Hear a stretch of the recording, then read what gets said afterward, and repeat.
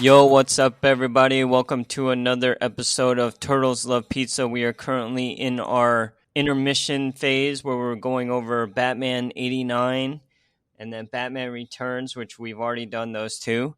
And currently, we're on the first issue of Batman 89, issue number 1, written by Sam Hamm and Joe Quinones. And I believe Leonard Ito is the colorist, with Clayton Cowles as the letterer. Okay, this is Steven. This is Andrew. What up, Andrew? What's up, Steven? How are you doing? I'm good. Before we get into Batman, let's go back a little bit and guess what I bought today? Shredder's Revenge? I did. Me too. Oh, you did? Yeah, I'm on mission 12 now. Wait, you already started? Duh. Okay, hold on. What did you buy it on? Switch. Oh, okay. I told you I had a Switch. I didn't think you were going to buy it immediately. Yeah, it was on sale, so I got it. How much was it? It was 5% off or something, so it was $20 or something. It was only what about all those boxed editions, man? You didn't want that? That's been pre-ordered. Don't worry about it. But so the way limited run games works is all those special editions, they don't start producing them until the pre-order closes. So they only make the amount that's ordered. I see. So even though I bought the physical copy of the game, I don't get to play it until that ships, and that probably won't happen until next year. So to actually play the game now, I have to get the digital copy. Okay. So I know we're doing Batman, but for now, how's the gameplay? Who are you using? I want to know. Of course, I'm Leo, because that's the character I start with. It's fun. It's really reminiscent of the Ninja Turtle arcade game, which I have the arcade cabinet for. Yeah. But it's a lot more fun characters to beat up, basically. Okay. And there's an interesting storyline. And the complaint I've been hearing from different groups is that it's kind of short. But it's a side-scroller arcade game, so I would assume that it is kind of short because it gets really repetitive after a while, So you said you're level what? 12? How many levels are there then? I have no idea, actually, but I'm pretty sure I'm nearing the end. Oh, how do you know that? So part of the story is that they're taking the different body parts of Krang and putting them together, like the android body. Oh. So I've already reached the point where they've gotten basically all the pieces of his body. Uh-huh. So I'm pretty sure I'm reaching the end of the story. So where's Shredder? So Shredder is Shredder, Rocksteady, and Bebop, and some other villains are the ones stealing these parts. Oh, okay. And have you unlocked Casey Jones and stuff, or is he already unlocked? He gets unlocked when you beat the game, is what I heard. Oh, so after you beat the game, what do? You play it again? Play it again, duh. Oh, well, and have you tried? You try to complete the missions and stuff. There's bonus things you can do. Mm-hmm. And I'm sure if you get everything, there's something you can unlock. Have you thought of playing the co-op online? If someone with a Switch wants to play with me. Dang it! Oh man, I need a Switch. I need to borrow the one I bought my sister. See, this is why I asked if you had gotten your wife one of those things that we discussed earlier. Oh, and I was going to tell you to get a Switch for that, so then you could also use it. Oh, so that's why I brought up the question. Oh, okay. Well, I am on Amazon currently, and she is. I'm sure she'd love to play Animal Crossing and things like that. My wife loves to play those things. Oh yeah, that is a good point. But would you buy the whole Switch, or would a Switch Lite work? Switch Lite works too. It's the same. The difference is the Switch Lite, you can't detach the Joy-Cons on the sides, and then you can't play it on the TV. Oh, so you can use it as a handheld device, which is fine. Okay. That's what I generally use mine for. So you have the actual Switch though, right? Yeah. Okay.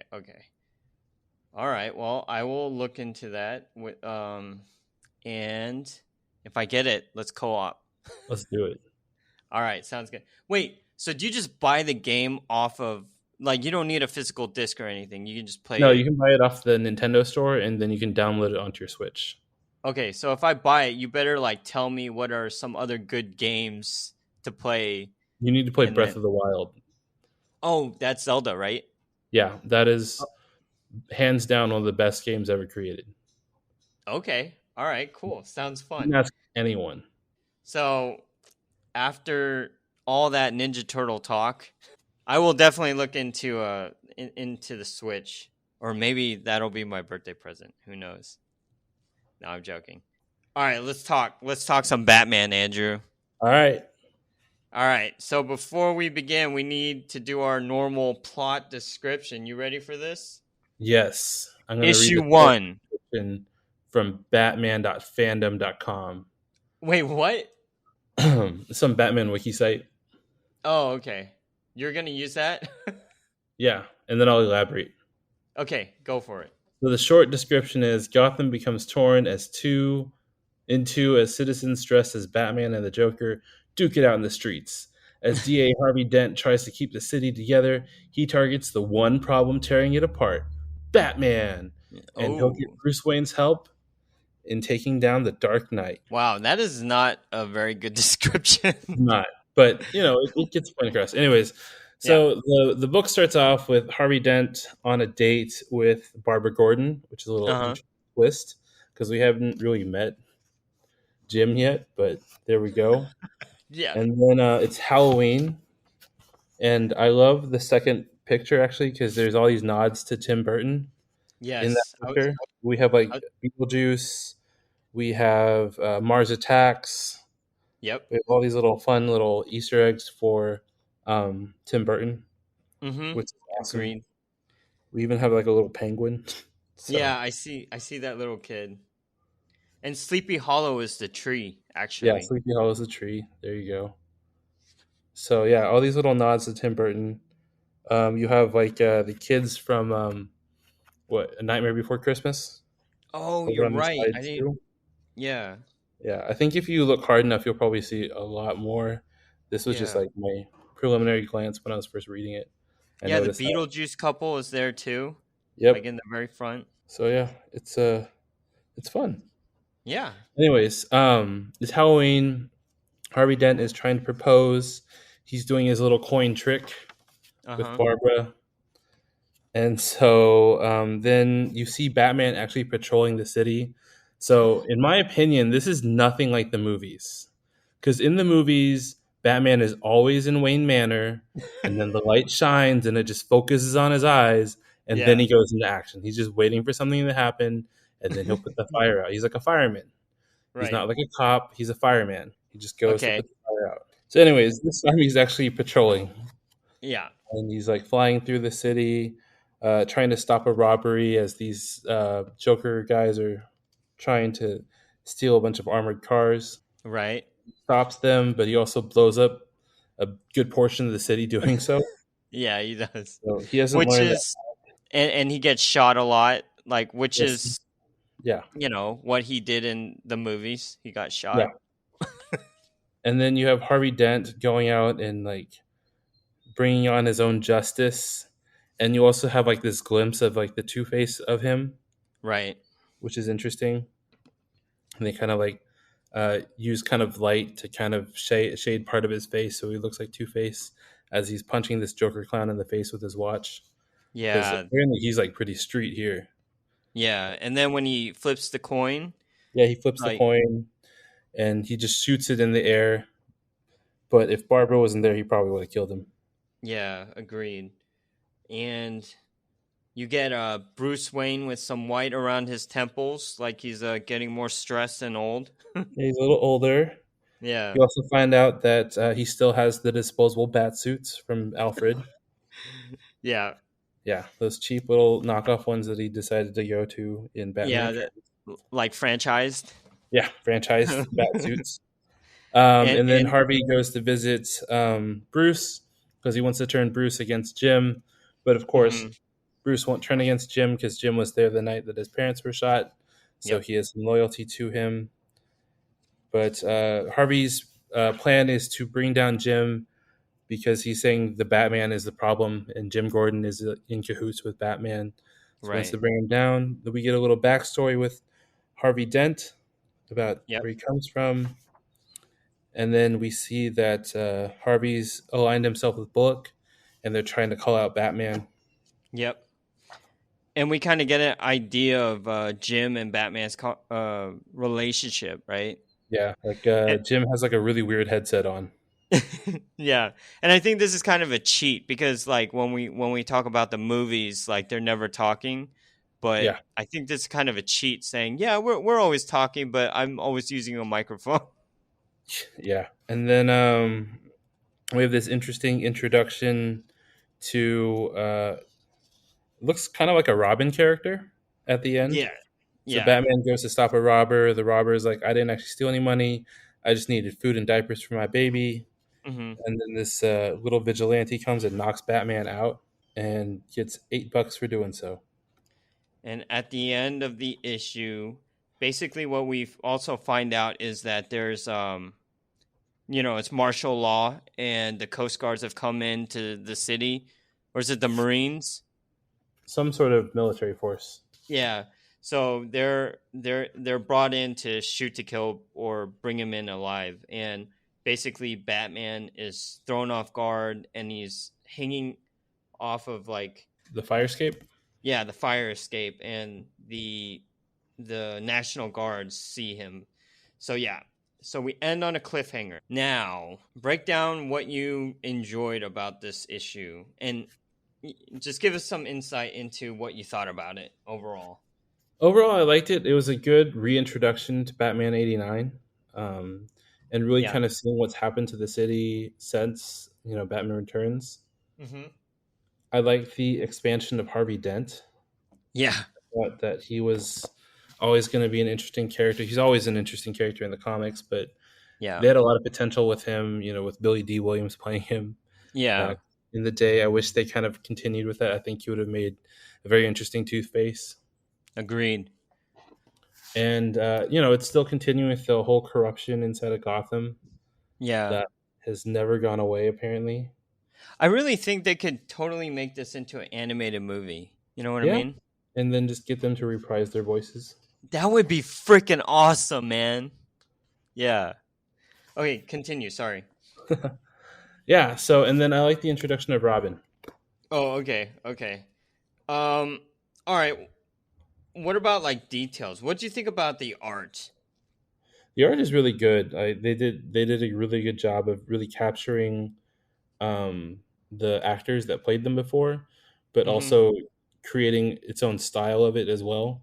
So it's Yeah. not they're not really worried about making it look realistically like one of the actors, but it really Right. has the essence and still has like the artist's own distinct style of it.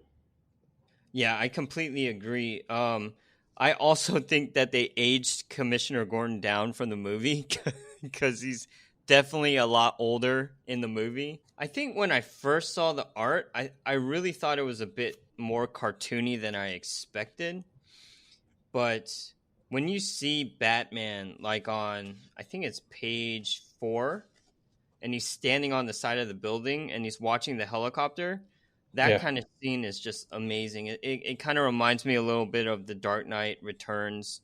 And then a lot of the design of the characters actually has a lot of Batman Returns, because the glider on page, like, 6, I believe, Yeah. like, he's wearing the glider, and then guess what? He's using the grappling hooks because you really like that in Batman Returns. Well, the thing is, like, he should have used it more in Batman '89. I'm just saying. Yeah, He that's ran true. up all those stairs to get to the top of the tower, and it was unnecessary. Yeah, he was already injured. Just, like, know how to use your equipment properly. Yeah. Um, It is interesting though, like how skinny he is as a Batman. oh, that's true. 'Cause if you look at his form, he's a lot thinner than like what you normally see as Batman. Because Batman's usually pretty big and bulky. Yeah, that's true. And normally, like, in the movies, you can tell that, Michael Keaton, he was a little thinner I don't think they never had a topless shot of him, but they had it for like Val Kilmer, Christian Bale, Ben Affleck. You know what I mean? Yeah. And I think Michael Keaton and George Clooney were the only guys that were like, no, I'm not taking my shirt off for this guy. You got to pay a little extra for that. Yeah. I think another fun thing is the coin, right? There's a big coin that Batman uses to block himself from like a bunch of machine gun fire. Right. And that's kind of a nod back to like the normal TV show. Yeah, where he has it in the Batcave. Exactly. And then what I really like is they use the Wayne Manor from Batman Returns, and I just love the aesthetic of that Wayne Manor. It just seems like a big tower, but really gothic looking and huge, just ginormous. That's the kind of house I want. And then I also really enjoyed like where Harvey Dent came from. You know what I mean? Like his neighborhood. Yeah. Giving And him a good backstory. And yeah, also a backstory for the coin. exactly. Why don't you break down that backstory real quick? You don't remember it? So we got to open it back up. So Harvey is from a poor side of Gotham. He has an older gentleman who knows him from back in the day. And Yeah. he used to play a little game with him. He said, I'm going to flip a coin. This coin, Harvey. Heads, you grow up to be a big man. Tails, you're nothing but a bum.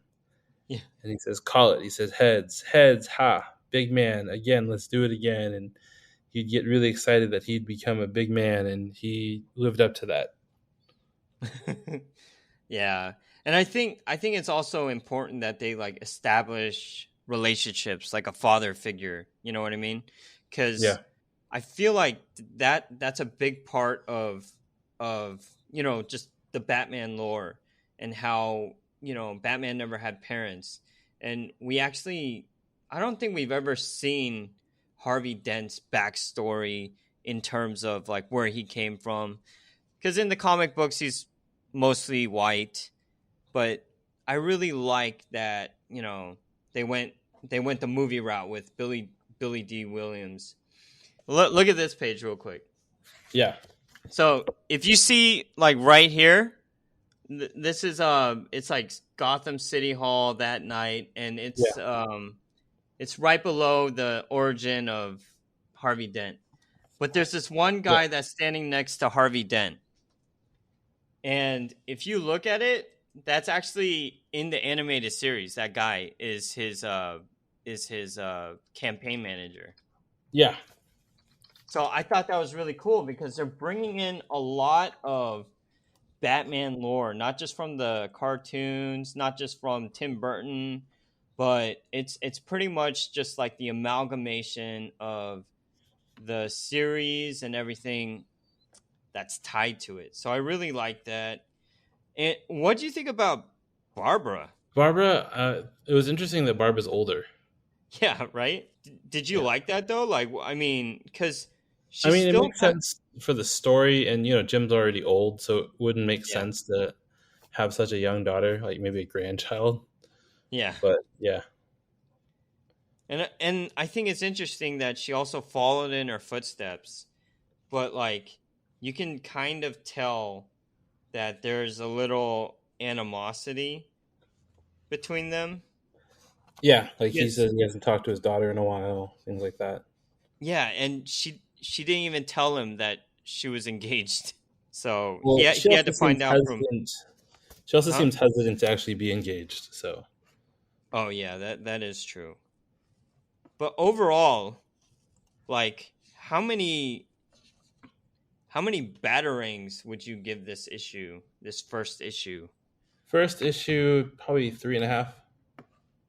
Okay. Well, I go with a 4. The comic that because I bought this one for you and I dropped it off at your house, right? Yeah. But this particular cover that I bought Andrew, I believe it's still Joe Quinones, but it's a beautiful rendition of like Batman 89 with the old bat symbol. It has Catwoman, and it's very how would you say it? It really seems like a photograph in a way. It does, but it doesn't fully kind of embrace what the issue is about. Yeah, because Because we still haven't seen Catwoman yeah, and that's this true. like shadowy ninja figure in the back. I have no idea who that is. That's true. So, I mean, we're gonna find out in the coming issues. This is a 6-issue miniseries.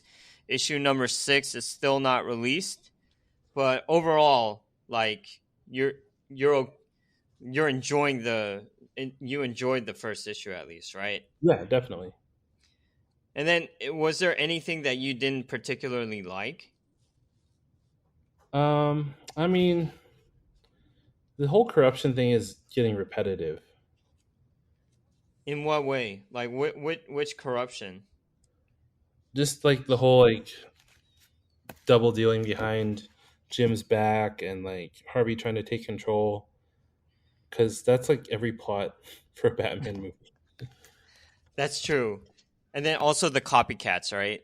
Yeah, Because there's like a gang of Batman and there's a gang of like Jokers still.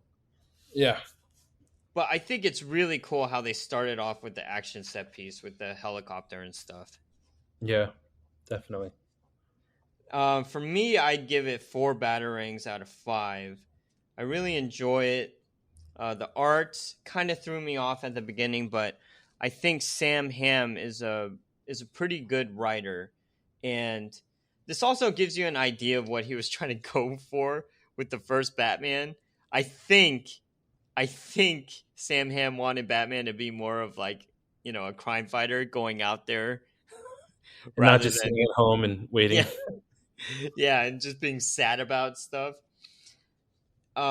This particular issue, I enjoyed all the back and forth. I wish there was a little more Alfred in this one, but I do realize that they had to establish Harvey Dent as a character, and I think they did a really good job finding Billy D. Williams' voice in this character of Harvey Dent. And yeah, overall, I really enjoyed it. And what do you think of the cliffhanger? Cliffhanger, I don't think it's much of a cliffhanger. Yeah, because I he's mean, gonna get out of it. yeah, Yeah. So, all right. Andrew gave it a 3.5. I gave it a 4. I think, you know, pretty good beginning. Hopefully it gets stronger. And hopefully it doesn't end like Last Ronin did. Although the Last Ronin's ending was still pretty damn strong. So, it was. yeah. All right. Now up to our second part of the episode. We're going to do a quick review of Rise of the Teenage Mutant Ninja Turtles episode 3. According to Netflix.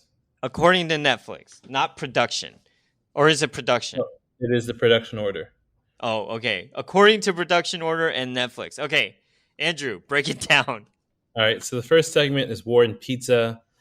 To save April's job as a party captain at Alberto's Pizzeria, Donnie upgrades the main animatronic of Alberto only for it to go out of control. So basically, Right. it's like a knockoff Chuck E. Cheese, and they have the animatronics, and Yeah. then the animatronics obviously don't work. So April calls on Donnie, and Donnie comes in to save the day. Unfortunately, it turns into like a Wally's Wonderland, and all the animatronics go crazy and try to kill people. It's pretty funny though. Okay. It is. I really like this one. I think this has probably been my favorite little segment out of Oh, all that we watched so far. really? Yeah. Okay. What did you like so much about it? You actually get to see the turtles fight and win. Oh, yeah. Like they're not always constantly getting their butt kicked and then at the end they miraculously win. You actually Right, like right. see them like succeeding and winning and like having some fun with it. And like nostalgia. I used to go to Chuck E. Cheese like all the time as a kid, or Showbiz Pizza, if you will. Yeah, yeah, yeah. So yeah, I thought that was a lot of fun. And then the other one was interesting, newsworthy. Mm-hmm. So the a news anchor was turned into an earthworm. His name is Warren Stone, Mm-hmm. and he's trying to like defeat the turtles while they're trying to track down a different villain, the hippopotamus. He was Yeah. like a magician, and he like hypnotizes people, Yeah. and so they're like trading off wearing this hippo suit with like pheromones in it to like Yeah. attract the hippo. It was definitely a fun one. Yeah. I actually like the pizza one better too. Yeah, I thought the pizza one was more like entertaining. I thought that it was interesting they got away with cutting this worm in half and like having his bottom half just be like a little bone sticking out. Yeah. Because I was like, that's a little graphic for a kids show. Yeah. And I, dude, the pizza one is freaky too, man, cuz those robots are scary the way they That's what I'm design it. telling you. It's like Wally's Wonderworld. You need to watch it. Yeah. Wonderland. That's the The one Nick with Cage movie. Nick Cage, right? Yeah, Oh my god. I think it's on Hulu. No, You it have is. I've been wanting to watch it cuz like Nick Cage, the guy. He's the goat. he like Of says like no words in this entire movie. Are you serious? Yeah, pretty much. I think he might speak at the end or something, but for the most part, he does not say anything in this movie. So in the movie, is it so? It's very similar in the sense that like these animatronic creatures come to life and like try to kill him, pretty Kill much. people, yeah. Okay, but isn't the store like closed or the game or the theme park closed at the time? Yeah, so it's at nighttime and it's like closed, and his job is like to clean it. Okay, yeah, that And sounds like fun. these mischievous teenagers sneak in, and all craziness How happens. scary is it though? It's not really scary. I mean, there's some jump scares, of course, but Hmm. it's more fun than anything, at least in my opinion. Okay, I'm gonna check it out, but It is pretty before. violent, though. Oh, it is. Is it really bloody? I mean, whatever comes out of those animatronic animals, I guess. But going back to the episode, what I really liked is that April like pretty much shone on the first segment with the with with her job, you know? Like I thought she was a really well-rounded like fun character in this episode. The first segment with the pizza. What Yeah, was it called? War and Pizza. Warren Pizza. Yeah. So that one is definitely really funny, especially since the animatronics go ape shit because Donnie forgot to recharge the battery for his controller, Yeah. and then and then at the end of the episode, like the whole restaurant is completely devastated, and April gets fired. Yes. So I really like that. And the second episode, I thought it was weird, like just the fact that they're putting hippopotamus like spray on him or pheromones on him, and they're trying to seduce the dude. Yeah, That was so weird to me. but it works. It definitely works, and and then and then you find out that the magician that they're looking for was bitten by one of the mutant like mosquitoes, Yeah.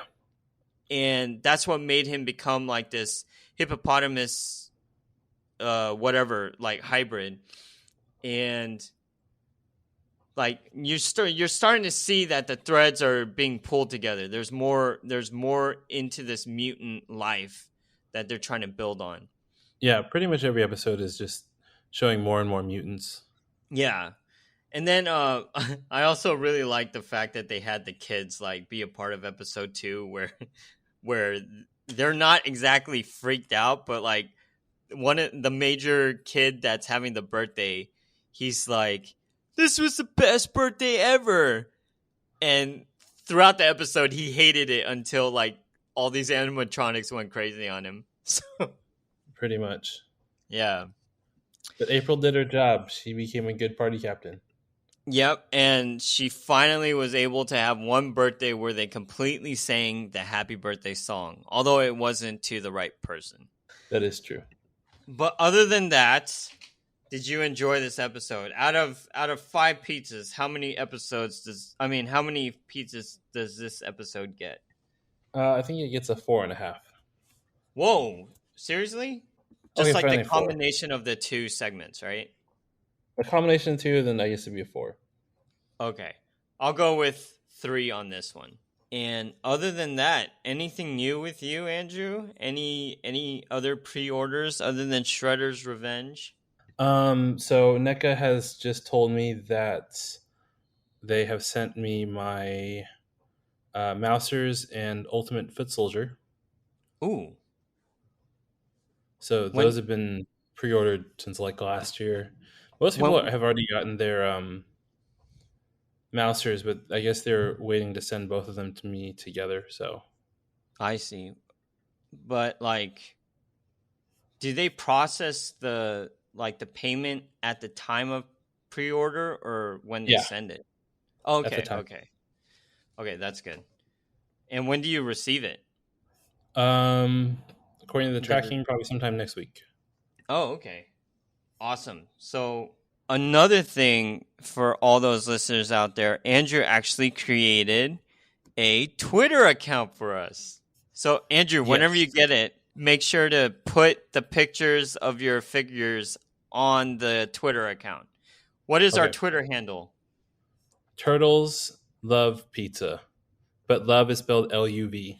Awesome. So check us out on Twitter. We don't have much on it yet, but but whatever you see on it, Andrew did it. So Wow, so just blame me for everything.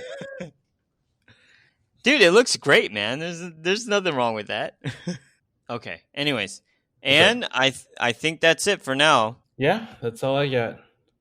All right, man. So I'll talk to you next time. We'll be going over Batman 89 issue number 2. So guys, make sure to read it and then join us on our next episode. Thanks again, and we'll talk to you then. See ya. See ya. Bye.